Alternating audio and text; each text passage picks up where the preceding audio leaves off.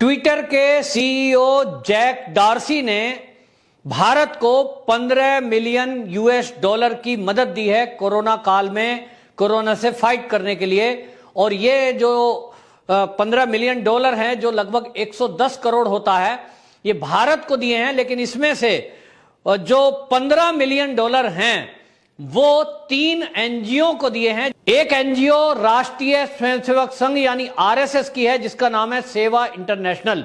और सेवा इंटरनेशनल को जो ट्विटर के सीईओ हैं उन्होंने 2.5 मिलियन डॉलर दिए हैं। तो अब ये जो 2.5 मिलियन डॉलर दिए हैं, इस पर ट्विटर पर बाकायदा कुछ लिबरल्स, कुछ वामपंथी और कुछ इस देश में बैठे हुए लोग भी सवाल उठा रहे हैं और ट्विटर को कह रहे हैं कि ये जो पैसा आपने आरएसएस को दिया है इसको वापस ले लीजिए। लेकिन क्यों, इसका उनके पास जवाब नहीं है। जबकि आपको बताएं, जो ट्विटर का संचालन करने वाले हैं, क्या उनके पास इस बात का ज्ञान नहीं है कि ये जो सेवा इंटरनेशनल है ये क्या काम कर रही है? आरएसएस इस समय में क्या काम करती है? जो देश में विपत्ति में लोग हैं इस समय, क्या उनकी मदद क्या क्या हो रही है? ये सब कुछ देखने के बाद देश के कई हिस्सों से, दुनिया के कई हिस्सों से ये आरएसएस के सेवा भारती को मदद आ रही है, क्योंकि वो देख रहे हैं कि ये जो राष्ट्रीय स्वयंसेवक संघ है, जिसका निर्माण सन 1925 में परम पूज्य डॉक्टर हेडगेवार जी ने किया था, और किया केवल इसलिए था कि वो भारत माता की सेवा करें। और इसी भावना से आरएसएस के जो स्वयंसेवक हैं उनको बाकायदा भारत मां की स्तुति, भारत माता की सेवा के लिए तैयार किया जाता है। स्वयं की प्रेरणा से, यानी खुद के पैसों से, खुद की धन की तन की सेवा से वो समाज और देश की सेवा में जुटे रहते हैं। और ऐसा देखने में आया है अनेक बार कि जब भी देश पर कोई आपत्ति विपत्ति आई हो, आरएसएस के ये स्वयंसेवक फ्रंट लाइन वर्करों के साथ मिलकर खड़े होते हैं। इस समय में जब कोरोना काल चल रहा है, इस समय में भी आप देखिए कि पूरे भारत में आरएसएस की जो सेवा भारती है उसने बहुत जगह कोविड केयर सेंटर चला रखे हैं, लोगों को ऑक्सीजन वितरण की जा रही है। जो आरएसएस के डॉक्टर हैं वो डॉक्टर अपनी निशुल्क सेवाएं दे रहे हैं, काउंसलिंग हो रही है। यहां तक कि जो आरएसएस के स्वयंसेवक हैं वो प्लाज्मा डोनेट कर रहे हैं, रक्त डोनेट कर रहे हैं। और तो और कोई किसी परिवार में यदि परिवार के सभी सदस्य कोरोना ग्रसित हैं या भोजन बनाने में समर्थ नहीं है, उनको घर में जाकर भोजन भी प्रोवाइड करा रहे हैं। और इस कोरोना काल में आपको बताऊं, 43 शहरों में 2442 कोविड सेंटर इस तरह से चल रहे हैं, और इसमें वैक्सीनेशन सेंटर भी चल रहे हैं। 240 अस्पतालों में आरएसएस के स्वयंसेवक मेडिकल स्टाफ के साथ, पैरामेडिकल स्टाफ के साथ मिलकर के उस प्रशासन का सहयोग भी कर रहा है, क्योंकि कोई अगर उसमें डॉक्टर है तो वो डॉक्टरों के साथ टीम में लगा है, निशुल्क सेवा। पैरामेडिकल स्टाफ है, लैब टेक्नीशियन है, वो संघ के स्वयंसेवक प्रशासन को आग्रह करके उनकी मदद इस समय में कर रहे हैं। इसी तरह भोजन के लिए 1500 लंगर जगह जगह चलाए जा रहे हैं, जिसमें आपको बताएं दिल्ली में जो सेवा भारती है उसने बाकायदा कई जगह 100 बेड का कोविड सेंटर चला रखा है। लोगों को घरों में ऑक्सीजन, फ्री एम्बुलेंस और भोजन, दवाइयां मुहैया कराई जा रही हैं। और आपको बताऊं कि सेवा भारती दिल्ली ने एक ऐप बना रखा है, उत्कर्ष भारत। ये उत्कर्ष भारत ऐप पर जो कोई मदद चाहता है वो उस पे जाइए, अपना रजिस्टर करिए, क्या मदद चाहिए ये डालिए, और उसको वहां स्वयंसेवक पढ़ते हैं और उस मदद को वहां तक पहुंचाते हैं। यानी एक बिल्कुल सिस्टमेटिक तरीके से ये मदद का काम चल रहा है। और इसी मदद को देखते हुए जो दुनिया को देखते हैं, और ट्विटर ने ये देखा कि भारत के अंदर यदि कोई एनजीओ काफी शिद्दत से काम कर रहा है, बहुत मेहनत से काम कर रहा है, और निस्वार्थ भावना से उसके हजारों स्वयंसेवक इस समय कोविड में मरीजों की तीमारदारी में लगे हुए हैं और हेल्प कर रहा है, तब उसने 2.5 मिलियन डॉलर देने का निर्णय लिया। लेकिन इस 2.5 मिलियन डॉलर जैसे ही ट्विटर ने आरएसएस की संस्था सेवा इंटरनेशनल को दान दिया, उसके बाद जो यूजर हैं ट्विटर के, वो बाकायदा उस पर सवाल उठाने लगे और उन्होंने कहा आपने आरएसएस को क्यों पैसा दे दिया? ये कुछ लोग इसको कहते हैं ये तो सांप्रदायिक पार्टी है, ये तो सांप्रदायिक दल है। ऐसे कहने वाले कांग्रेस के राहुल गांधी, जिन्होंने कई बार आरएसएस को निशाना बनाते हुए इसे बदनाम करने की कोशिश की है।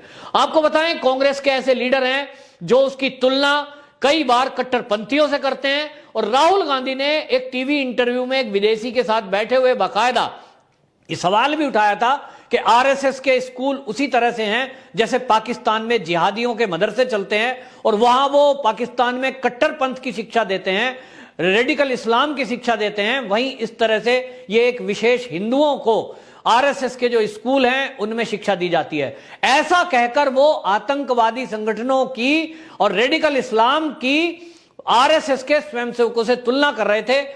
आज उस सोच का पता लगता है और वही मानसिकता इस आरएसएस की समाज सेवा पर सवाल उठा रहे हैं, क्योंकि कांग्रेस कभी भी ये निकलकर देखना नहीं चाहती। मैं तो राहुल गांधी से कहूंगा कि वो दिल्ली में हैं, दिल्ली में जाइए, आपको बुराड़ी में और दिल्ली की कई जगह आपको कोविड सेंटर में संघ के स्वयंसेवक सेवा करते हुए मिल जाएंगे, सेवा भारती के लोग घर घर में भोजन पहुंचाते हुए मिल जाएंगे, प्लाज्मा डोनेट करते हुए मिल जाएंगे और फ्री एम्बुलेंस सुविधा और मेडिकल सुविधा भी देते हुए मिल जाएंगे। लेकिन यदि आप नहीं देखना चाहें तो आरएसएस फिर आपको खराब ही दिखेगा, जैसी आपकी मानसिकता। लेकिन संघ, राष्ट्रीय स्वयंसेवक संघ वो संगठन है कि देश में कभी भी अगर कहीं भूकंप आ जाए, कहीं बाढ़ आ जाए, ऐसे दृश्य वो कभी दिखाता भी नहीं है, क्योंकि मीडिया की एक बीमारी है कि वो आरएसएस की कभी भी पॉजिटिव न्यूज नहीं दिखाता। सोशल मीडिया पर यदा कदा कोई फोटो किसी व्यक्ति ने खींच दी तो डाल दी, क्योंकि संघ भी ये कहता है कि स्वयं प्रचार से हमें दूर रहना है। लेकिन आज की डेट में जब संघ को गाली दी जाती है और संघ को बदनाम किया जाता है, तो ऐसे में जरूरत है कि संघ का भी प्रचार हो और संघ के कार्यों की समीक्षा हो, लोग उसको देखें और सराहें भी। तो आपको बताऊं, संघ इस समय पूरे भारत में जो कर रहा है वो पहली बार नहीं है। देश की आजादी के बाद से चाहे देश की सेना की मदद करने की बात हो, तो कश्मीर में 1962 का युद्ध हुआ तो सेना के साथ कंधे से कंधा मिलाकर संघ के स्वयंसेवकों ने उस समय मदद पहुंचाई थी। और जवाहरलाल नेहरू के समय में संघ को वाकई 26 जनवरी की परेड में इसीलिए शामिल भी किया गया। आपको बताएं, संघ का ही यह कार्य है कि कहीं बाढ़ आ जाए, भूकंप आ जाए, तो उस समय वो मदद के लिए निकल पड़ते हैं। और वो उस समय मदद करते समय ये नहीं सोचते कि जिसकी हम मदद कर रहे हैं ये किस धर्म से वास्ता रखता है, किस जाति का है। क्योंकि जब मदद कर रहे हैं तो ऐसे बहुत सारे फोटोज आपने देखे होंगे कि संघ के स्वयंसेवक, चाहे वो कोई भी किसी भी धर्म का पालन करने वाला हो, उसकी मदद को आगे आए हैं, और यही धर्म सिखाता भी है।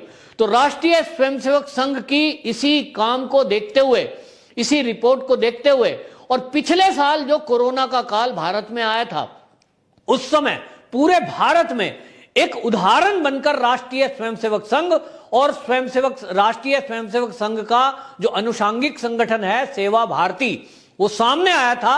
किस तरह से लॉकडाउन के दौरान लोगों को भोजन की किट दी गई, लोगों को भोजन बनाकर दिया गया और उनको दवाइयां दी गई, उनको बाकायदा ठहरने की व्यवस्था दी गई और जरूरतमंदों को दवाइयां तक दी गई। ये हमने पिछले साल भी देखा। और इस साल जब कोरोना की महामारी में बड़े बड़े डॉक्टर और मेडिकल स्टाफ भी कोरोना का संक्रमण होने के डर से अपने घर पर बैठ गए हैं, ऐसे में आपको बताऊं कि संघ के स्वयंसेवक फ्रंट लाइन वर्कर बनकर प्रशासन के साथ भी कंधे से कंधा मिलाकर खड़े हैं और स्वयं के कोविड सेंटर चलाकर लोगों को प्राथमिक उपचार की सेवा दे रहे हैं। मैं खुद गाजियाबाद जिले का निवासी हूं, वहां 6 स्थान पर कोविड सेंटर चल रहा है, जहां बड़ी खूबसूरती से लोगों को बढ़िया व्यवस्था की गई है, भोजन की, रहने की, ऑक्सीजन की, एम्बुलेंस की, और जरूरतमंद लोगों को प्लाज्मा या रक्तदान भी देने की। और इसी तरह लोगों को काउंसलिंग दी जा रही है। जो लोग काउंसलर हैं वो अपनी काउंसलिंग देते हैं। कुछ लोगों को घर पर ऑक्सीजन की अगर जरूरत महसूस हो रही है, उनको या तो सेंटर पर लाकर ऑक्सीजन दी जा रही है या उनके घर पर ऑक्सीजन प्रोवाइड कराई जा रही है। बहरहाल संघ के इस काम को देखते हुए विदेशों में बैठे हुए ट्विटर के सीईओ को यह समझ में आ गया कि राष्ट्रीय स्वयंसेवक संघ जो दुनिया का सबसे बड़ा सामाजिक संगठन है, उसके अंदर काम करने में पारदर्शिता है और वो देश और दुनिया के हित में काम करता है। संघ के स्वयंसेवक भारत के अलावा दुनिया के अनेक देशों में रहते हैं, लेकिन वो जिस भी देश में रहते हैं उस देश के हित में काम करते हैं, चाहे वो अमेरिका हो, चाहे वो रूस हो, चाहे वो जापान हो।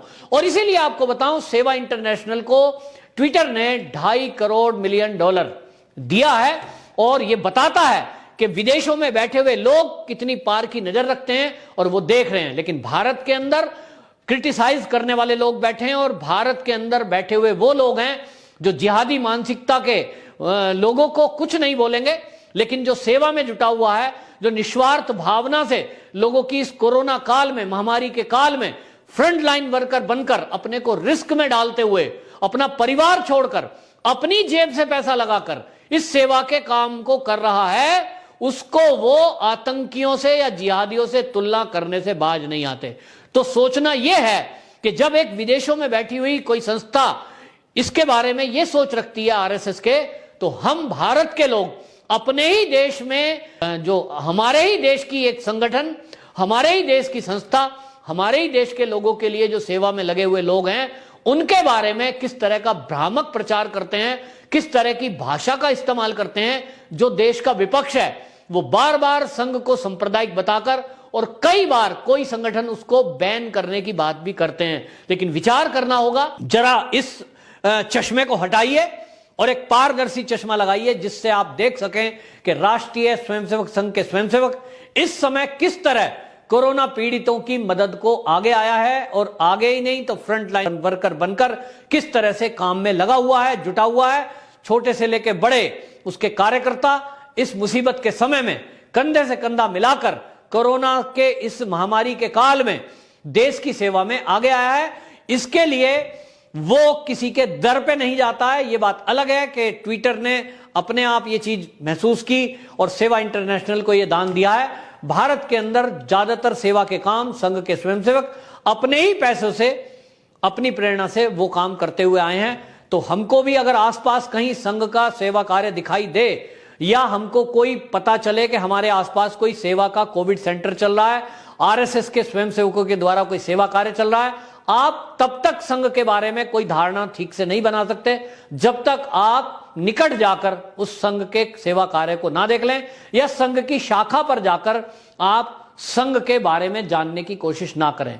दूर से बैठे हुए ऐसा ही है जैसे आप समुद्र के किनारे खड़े होकर समुद्र की गहराइयों का नहीं पता लगा सकते।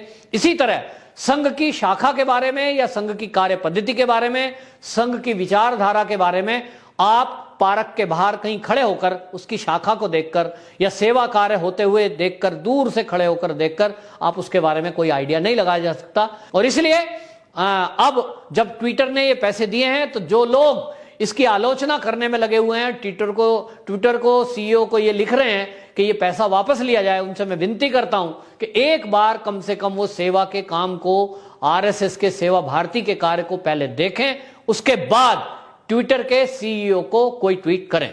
वंदे मातरम।